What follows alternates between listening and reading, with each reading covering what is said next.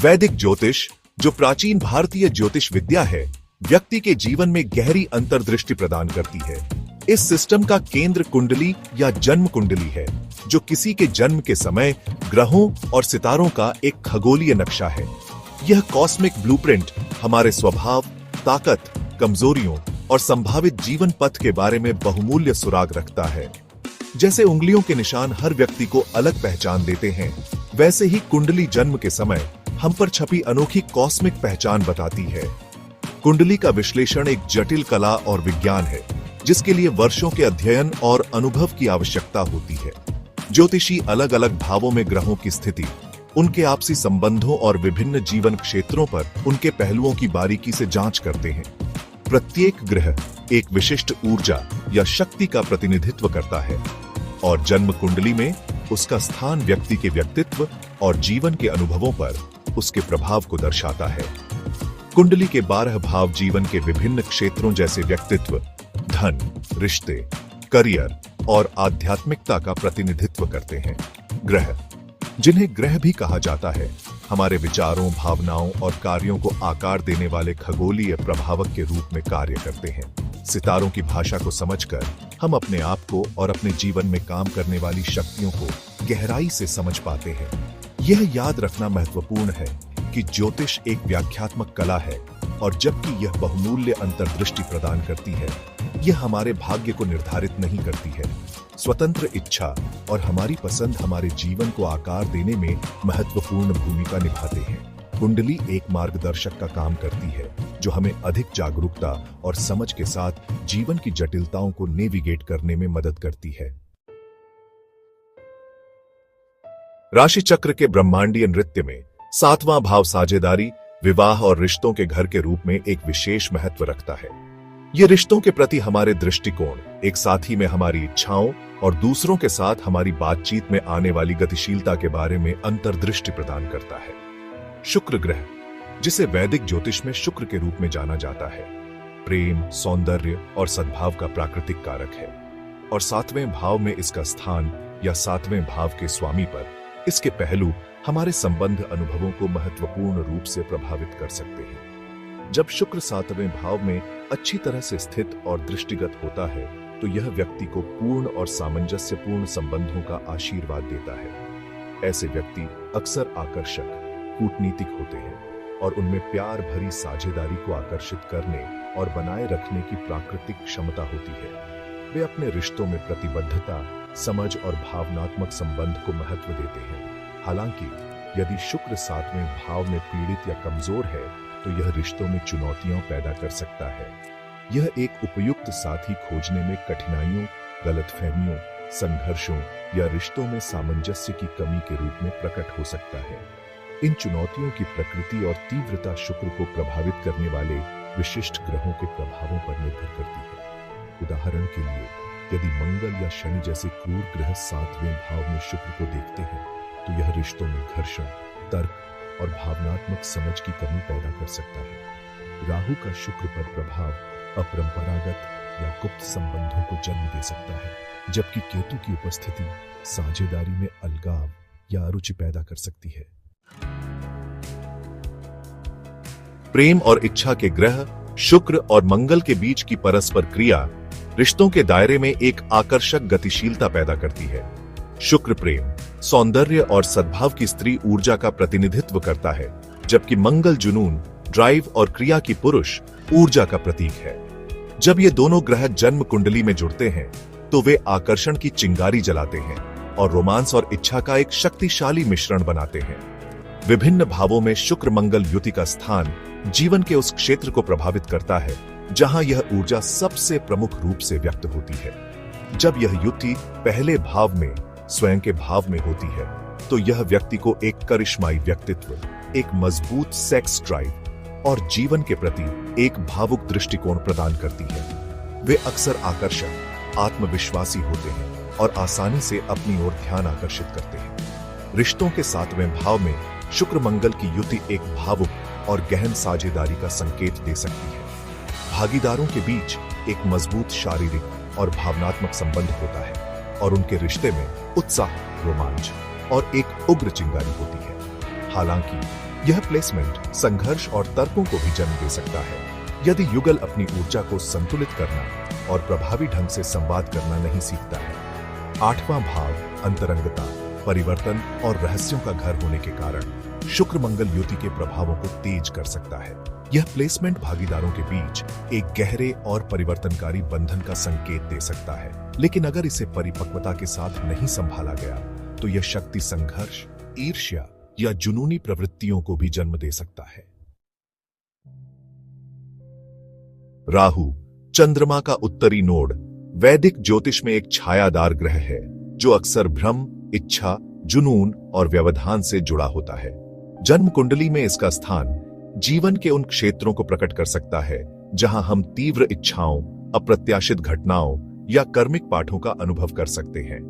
जब राहु शुक्र, मंगल या चंद्रमा के साथ संयोग करता है या उन पर दृष्टि डालता है तो यह हमारी इच्छाओं, रिश्तों और भावनात्मक कल्याण को महत्वपूर्ण रूप से प्रभावित कर सकता है।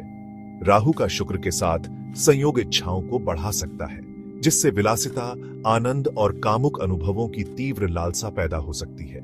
यह स्थान एक व्यक्ति को अत्यधिक आकर्षक और करिश्माई बना सकता है, लेकिन साथ ही भोग विलास, अपव्यय और अपरंपरागत संबंधों का भी शिकार बना सकता है। जब राहु मंगल के साथ संयोग करता है तो यह जुनून और आक्रामकता की आग को हवा दे सकता है। आवेग, जोखिम लेने वाले व्यवहार और परिणामों पर विचार किए बिना इच्छाओं पर कार्य करने की प्रवृत्ति को बढ़ा सकता है। यह स्थान रिश्तों में चुनौतीपूर्ण हो सकता है क्योंकि इससे संघर्ष, शक्ति संघर्ष और भावनात्मक स्थिरता की कमी हो सकती है। भावनाओं और मन के ग्रह चंद्रमा पर राहु का प्रभाव भावनात्मक अशांति, चिंताओं और नकारात्मक विचारों पर ध्यान केंद्रित करने की प्रवृत्ति पैदा कर सकता है। यह स्थान एक व्यक्ति को अत्यधिक संवेदनशील, कल्पनाशील और सहज बना सकता है, लेकिन साथ ही मनोदशा में बदलाव, भय और असुरक्षा का भी शिकार बना सकता है। यह ध्यान रखना महत्वपूर्ण है कि राहु का प्रभाव हमेशा नकारात्मक नहीं होता है। यह अचानक अवसर, सफलताएं और आध्यात्मिक विकास भी ला सकता है। कुंजी इसकी ऊर्जा को समझना और इसे रचनात्मक रूप से प्रसारित करना है। भाग 5, चंद्रमा और बुध, मन की दुविधा। चंद्रमा और बुध वैदिक ज्योतिष में महत्वपूर्ण ग्रह हैं जो मन, भावनाओं, संचार और बुद्धि का प्रतिनिधित्व करते हैं। जन्म कुंडली में उनका स्थान और पहलू किसी व्यक्ति की विचार प्रक्रिया, संचार शैली और भावनात्मक प्रकृति को प्रकट कर सकते हैं। जब चंद्रमा और बुध संयुक्त होते हैं तो उनकी ऊर्जा मिश्रित हो जाती है, जिससे तर्क और भावनाओं के बीच एक अनूठा परस्पर क्रिया पैदा होती है। एक मजबूत चंद्रमा और बुध का संयोग व्यक्ति को तेज बुद्धि, उत्कृष्ट संचार कौशल और अपनी भावनाओं को स्पष्ट रूप से व्यक्त करने की क्षमता प्रदान कर सकता है। वे अक्सर रचनात्मक, कल्पनाशील होते हैं और लेखन, बोलने या किसी भी क्षेत्र में प्राकृतिक प्रतिभा रखते हैं जिसमें मानसिक चपलता की आवश्यकता होती है। हालांकि यदि संयोग में चंद्रमा या बुध कमजोर या पीड़ित है तो यह निर्णय लेने, संचार और भावनात्मक कल्याण में चुनौतियां पैदा कर सकता है। कमजोर चंद्रमा व्यक्ति को भावनात्मक रूप से संवेदनशील, असुरक्षित और मनोदशा में बदलाव का शिकार बना सकता है। कमजोर बुध खुद को स्पष्ट रूप से व्यक्त करने, सही निर्णय लेने या मन को केंद्रित करने में कठिनाइयों का कारण बन सकता है। विभिन्न भावों में इस युति का स्थान इसके प्रभावों को और अधिक प्रभावित कर सकता है। उदाहरण के लिए, पहले भाव में यह व्यक्ति को अत्यधिक अभिव्यंजक और संवादात्मक बना सकता है, जबकि 8वें भाव में यह गुप्त विषयों, मनोविज्ञान या अनुसंधान में गहरी रुचि पैदा कर सकता है। जन्म कुंडली में चंद्रमा और बुध की युति की गतिशीलता को समझना किसी व्यक्ति के मानसिक और भावनात्मक परिदृश्य में बहुमूल्य अंतर्दृष्टि प्रदान कर सकता है और उन्हें ऐसे विकल्प बनाने में मार्गदर्शन कर सकता है जो उनके कल्याण का समर्थन करते हैं। भाग 6, 8वें और 12वें भावों का रहस्य। कुंडली में 8वें और 12वें भावों को अक्सर छिपे हुए भावों के रूप में जाना जाता है, जो अवचेतन, रहस्य, आध्यात्मिकता और पारलौकिकता के क्षेत्रों का प्रतिनिधित्व करते हैं। ये भाव हमारे व्यक्तित्व के गहरे, छिपे हुए पहलुओं और इस जीवन काल में आने वाले कर्मिक पाठों को समझने की कुंजी रखते हैं। इन भावों में क्रूर ग्रहों की उपस्थिति चुनौतियों, परिवर्तनों और गुप्त व्यवहार की ओर झुकाव का संकेत दे सकती है। 8वां भाव, जिसे रहस्यों का घर कहा जाता है, मृत्यु, विरासत, गुप्त ज्ञान और परिवर्तन से संबंधित मामलों को नियंत्रित करता है। 8वें भाव में मंगल, शनि, राहु या केतु जैसे क्रूर ग्रह इन क्षेत्रों में कठिनाइयां पैदा कर सकते हैं, जैसे अचानक नुकसान, विरासत पर कानूनी लड़ाई या जीवन के अंधेरे पक्ष के प्रति आकर्षण। 12वां भाव, जिसे मोक्ष या मुक्ति का घर कहा जाता है, हमारे अवचेतन मन, आध्यात्मिक गतिविधियों, अलगाव और विदेशी भूमि का प्रतिनिधित्व करता है। इस भाव में क्रूर ग्रह एकांत की इच्छा, पलायनवादी प्रवृत्तियों या विदेशों में चुनौतियों का संकेत दे सकते हैं। वे इन क्षेत्रों से संबंधित कर्म रण का भी सुझाव दे सकते हैं, जिसके लिए व्यक्ति को अपने छिपे हुए पहलुओं का सामना करना पड़ता है और आध्यात्मिक विकास की तलाश करनी पड़ती है। 8वें और 12वें भावों में क्रूर ग्रहों की उपस्थिति जरूरी नकारात्मक परिणामों का संकेत नहीं देती है। यह हमारे अवचेतन में गहराई से जाने, हमारे छायास्व का सामना करने और आत्म खोज और परिवर्तन की यात्रा शुरू करने की आवश्यकता का सुझाव देता है। ये स्थान गहन आध्यात्मिक विकास और जीवन के रहस्यों की अधिक समझ को जन्म दे सकते हैं। भाग 7, चाणक्य की बुद्धिमत्ता, चरित्र पहचानना। महान भारतीय दार्शनिक, अर्थशास्त्री और शाही सलाहकार चाणक्य ने जीवन में चरित्र और सत्यनिष्ठा के महत्व पर जोर दिया। उनका मानना था कि सच्ची सफलता और खुशी धार्मिक आचरण और एक मजबूत नैतिक कंपास से उत्पन्न होती है। अर्थशास्त्र और चाणक्य नीति में संकलित उनकी शिक्षाएं जीवन के विभिन्न पहलुओं पर कालातीत ज्ञान प्रदान करती हैं, जिसमें चरित्र को समझना भी शामिल है। जबकि चाणक्य की शिक्षाएं प्राचीन भारतीय परंपराओं में गहराई से निहित हैं, उन्हें एक समझदार दिमाग से देखना महत्वपूर्ण है, यह समझते हुए कि सामाजिक मानदंड और मूल्य समय के साथ विकसित हुए हैं।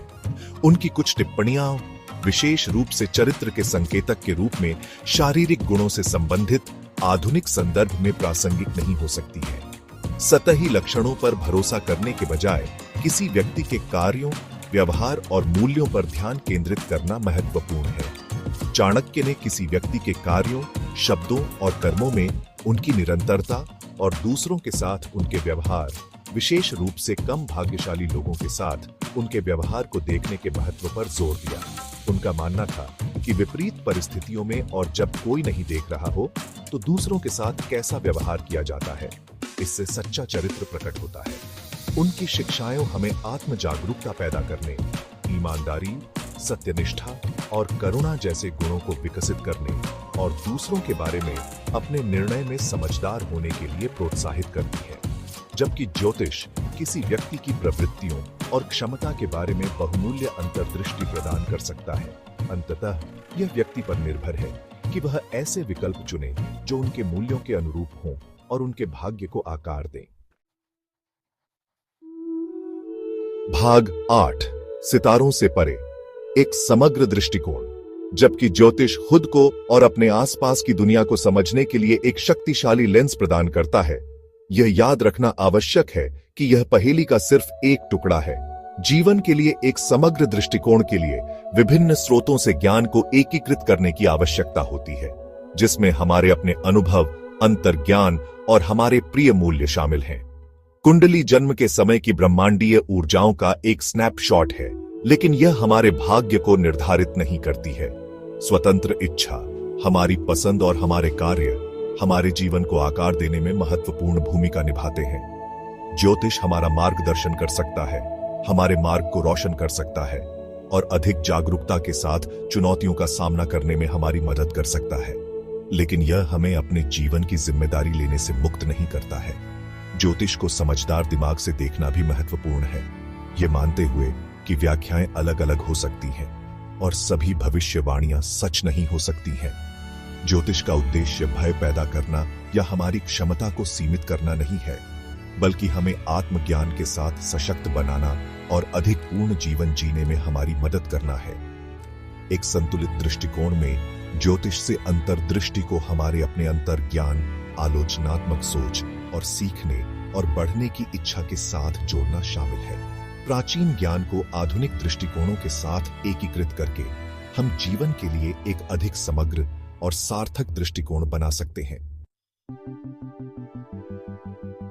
भाग 9 निष्कर्ष आत्मखोज की यात्रा। ज्योतिष के लेंस के माध्यम से हमारे चरित्र की खोज आत्मखोज की एक आकर्षक यात्रा है। कुंडली ग्रहों के स्थानों और पहलुओं के अपने जटिल जाल के साथ हमारे निहित स्वभाव, ताकत, कमजोरियों और संभावित जीवन पथ के बारे में बहुमूल्य सुराग प्रदान करती है। सितारों की भाषा को समझकर हम अपने आप को और अपने जीवन में काम करने वाली शक्तियों को गहराई से समझ पाते हैं। हालांकि यह याद रखना महत्वपूर्ण है कि ज्योतिष एक नियतात्मक प्रणाली नहीं है जो हमारे भाग्य को निर्धारित करती है। यह एक मार्गदर्शक प्रकाश है जो हमारे मार्ग को प्रकाशित करता है और हमें सचेत विकल्प बनाने के लिए सशक्त बनाता है। स्वतंत्र इच्छा हमारे कार्य और जीवन में आने वाली चुनौतियों और अवसरों के प्रति हमारी प्रतिक्रियाएं हमारे भाग्य को आकार देने में महत्वपूर्ण भूमिका निभाती है। आत्मखोज की यात्रा ग्रहों की स्थिति का विश्लेषण करने और ज्योतिषीय चार्ट की व्याख्या करने से कहीं आगे जाती है। इसमें आत्मनिरीक्षण, आत्मचिंतन और हमारी छाया स्वयं का सामना करने की इच्छा शामिल है। इसके लिए हमें अपनी ताकत को अपनाने, अपनी कमजोरियों को स्वीकार करने और खुद का सर्वश्रेष्ठ संस्करण बनने का प्रयास करने की आवश्यकता है। अंततः लक्ष्य हमारे ज्योतिषीय खाके का कैदी बनना नहीं है, बल्कि इसे विकास, परिवर्तन और आत्म साक्षात्कार के लिए एक उपकरण के रूप में उपयोग करना है।